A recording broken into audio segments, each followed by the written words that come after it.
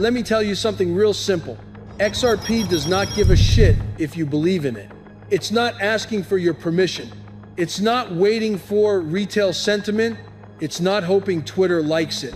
XRP is being installed, and while you're arguing price targets like it's a damn meme coin, the financial system is ripping out its old plumbing and replacing it with something that actually works. You know what that's called? Inevitability. Because they're emotional, they're traumatized. They're broke in the head from years of manipulation. They want XRP to behave. They want nice, slow, polite price action. That's not how liquidity events work. Liquidity doesn't ask. Liquidity demands. And when the world demands liquidity at scale, the price doesn't rise. It reprices. This is where I get pissed. People keep saying, how can XRP go to 5 figures? How can it go to 6 figures? You're asking the wrong damn question. The question is, how can it not? If it's moving global value in real time, you don't price a bridge by how many people walk on it. You price it by what happens if it collapses. XRP isn't a coin. It's a failure point, and failure points get paid.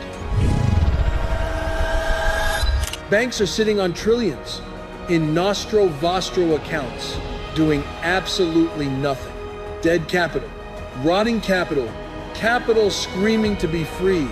And XRP shows up and says, I can settle instantly. I can remove counterparty risk. I can free your balance sheet.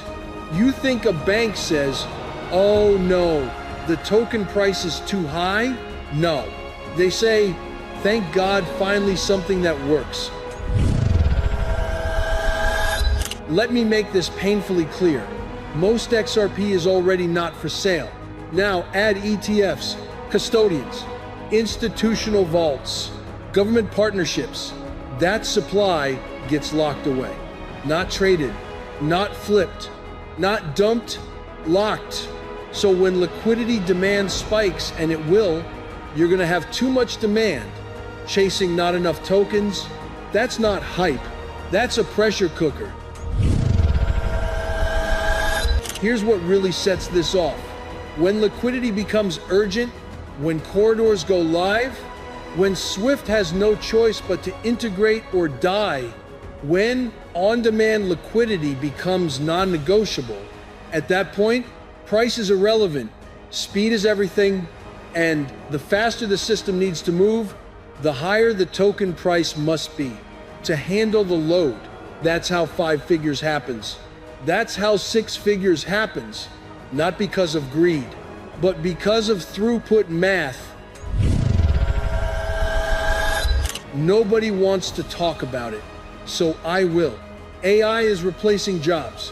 Governments know it. They're panicking quietly. They need a way to distribute value fast, globally, and without friction. You think they're mailing checks?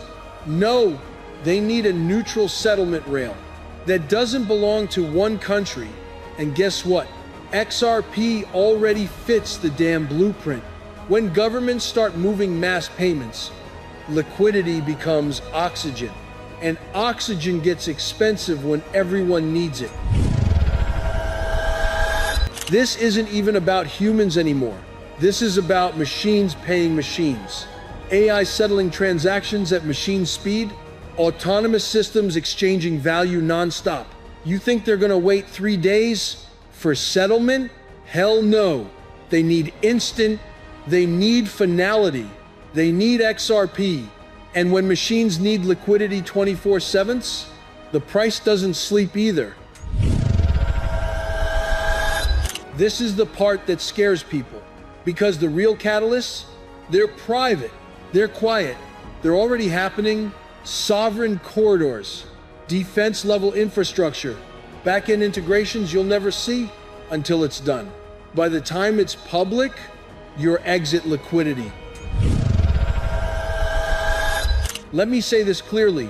There will be no warning, no countdown, no last chance tweet. One day, XRP will just be somewhere else. 5 figures, 6-figure, and people will scream, "This makes no sense." It makes perfect sense. You just didn't understand. What you were holding. XRP doesn't need hype. It needs usage. And usage is coming whether you're bullish, bearish, or clueless. This isn't a trade.